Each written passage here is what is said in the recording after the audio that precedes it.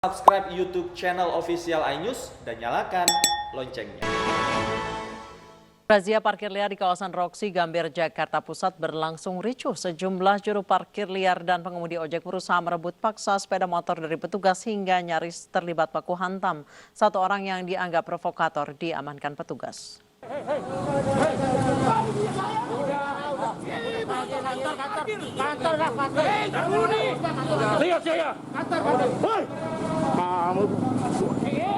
Dua orang pengemudi ojek ini berusaha mencegah petugas suku dinas perhubungan mengangkut paksa sejumlah sepeda motor yang kedapatan parkir di bahu jalan di kawasan Roxy, Gambir, Jakarta Pusat pagi tadi.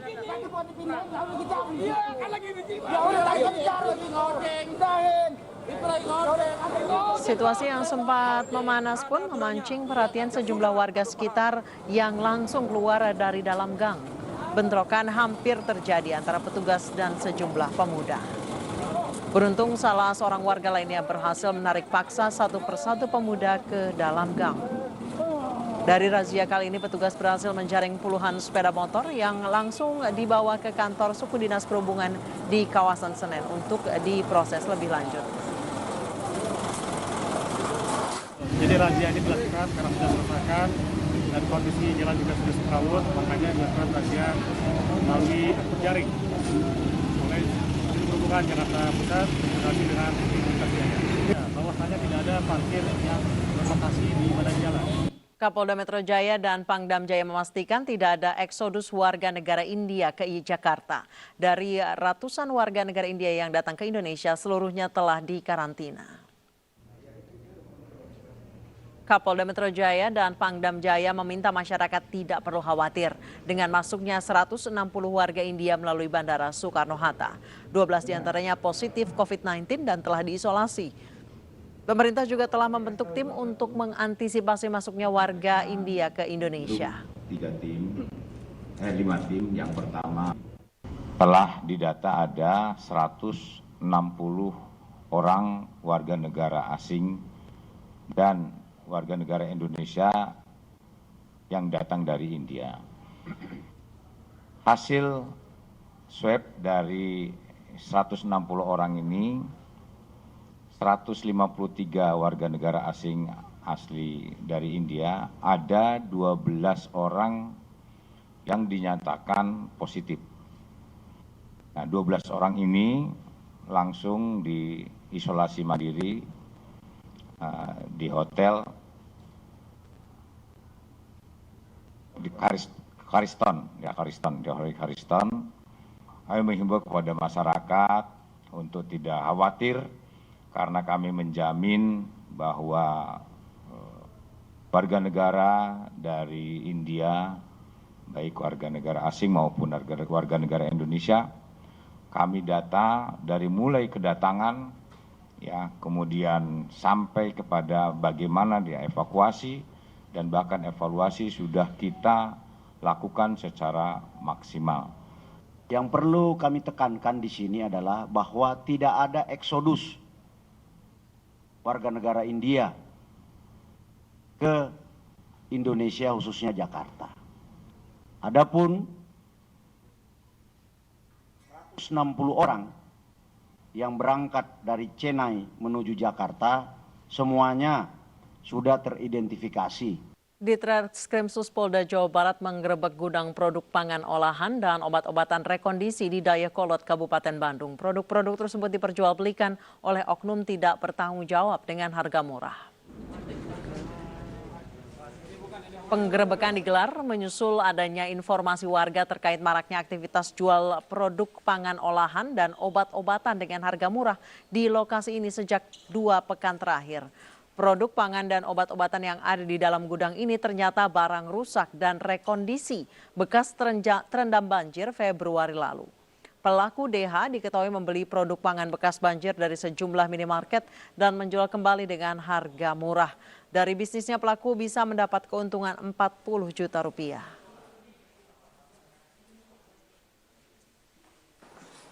Masyarakat yang membeli itu bukan dari kota Bandung saja, tapi ada beberapa masyarakat yang berasal dari daerah lain, diantaranya Sumedang, Majalengka, Majalaya dan sebagainya.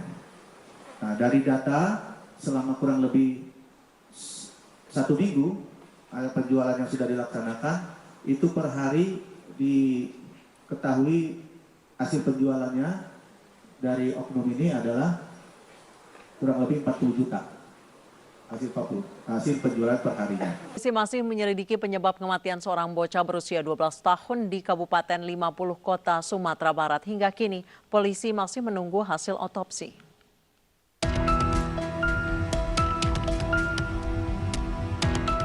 Aparat kepolisian dari Polsek Guguk, Kabupaten 50 Kota, Sumatera Barat terus mendalami kasus bocah tewas yang ditemukan terkubur di kebun gambir di daerah Mungka, Kabupaten 50 Kota, Sumatera Barat. Dalam olah tempat kejadian perkara, petugas masih mencari barang bukti lain yang menyebabkan korban tewas dan meminta keterangan sejumlah saksi termasuk ayah tiri korban.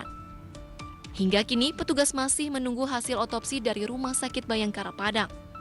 Sudah menerbitkan laporan polisi dan menyatakan itu langsung suatu tindak pidana melalui gelar perkara. Sampai sekarang diduga pelaku sudah kita amankan, yaitu bapak tirinya, dan saat ini masih dalam proses pengembangan. Sebelumnya, bocah berumur 12 tahun ditemukan terkubur di sekitar ladang gambir 700 meter dari rumah korban. Saat ditemukan, kondisi jasad korban tanpa busana dan hampir membusuk. Selain itu, beberapa anggota tubuh ada yang hilang. Dari Kabupaten 50 Kota, Sumatera Barat, Agung Sulistyo, iNews melaporkan. Seorang suami tega membunuh istrinya yang sedang hamil 5 bulan di Surabaya, Jawa Timur. Pelaku membunuh istrinya karena sakit hati, dihina tidak memberi nafkah.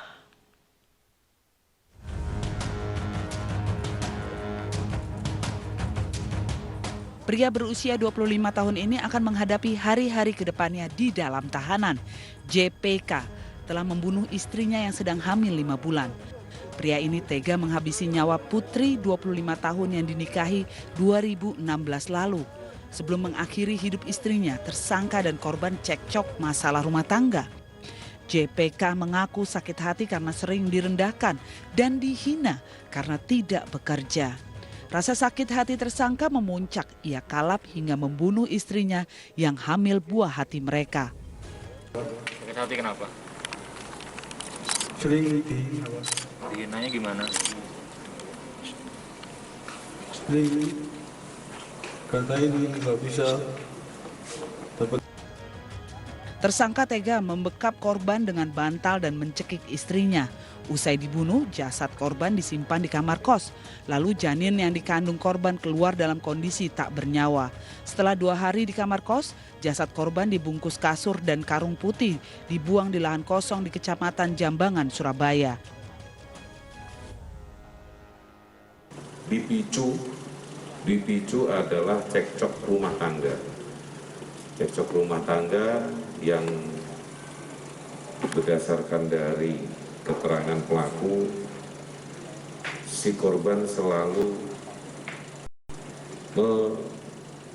tidak mengejek, lebih tepatnya tidak menghargai pelaku sebagai seorang suami. Dia mengambil bantal hitam ini, kemudian membekap wajah dari korban. Setelah membekap, meronta, melawan, kemudian pelaku mencekik. Untuk mempertanggungjawabkan perbuatannya, tersangka dijerat pasal 338 KUHP tentang pembunuhan dengan ancaman hukuman pidana 15 tahun penjara.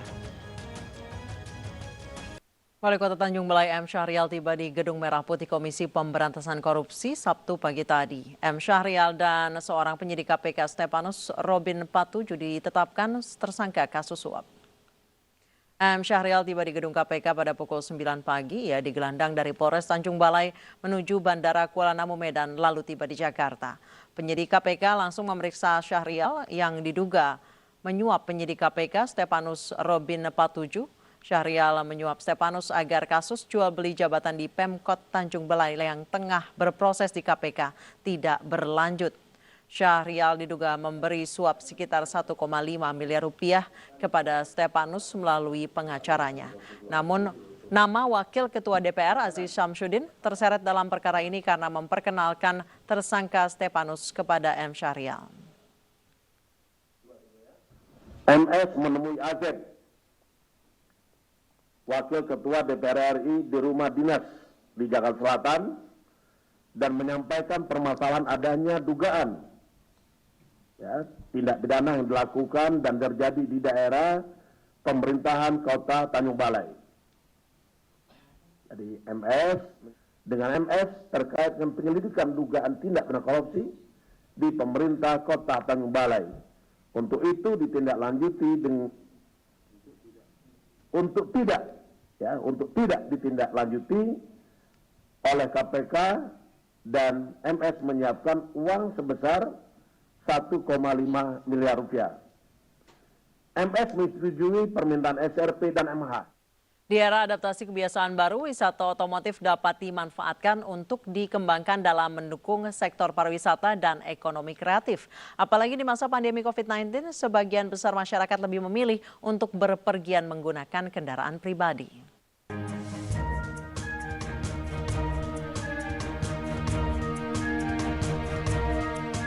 Wisata otomotif adalah kegiatan wisata yang berkaitan erat dengan penggunaan kendaraan bermotor, seperti touring, penjelajahan menggunakan mobil off-road, dan lain sebagainya. Wisata otomotif kini telah menjadi pilihan wisatawan di era adaptasi kebiasaan baru.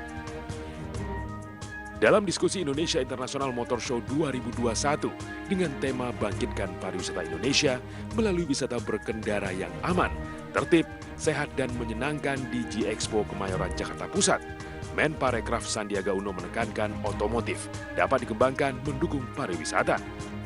Apalagi di masa pandemi, sebagian masyarakat lebih memilih menggunakan kendaraan pribadi saat berwisata. Produk-produk ekonomi kreatif daerah lokal, ini kita harapkan akan meningkat dengan adanya wisatawan otomotif. Karena dengan kita melakukan touring, paling tidak kita akan berhenti dan menginap di beberapa spot. Sandiaga juga mengapresiasi gelaran Indonesia International Motor Show yang mampu menerapkan protokol kesehatan dengan ketat dan disiplin sebagai upaya dan langkah strategis membangkitkan kembali perekonomian Indonesia. Tim Liputan iNews melaporkan.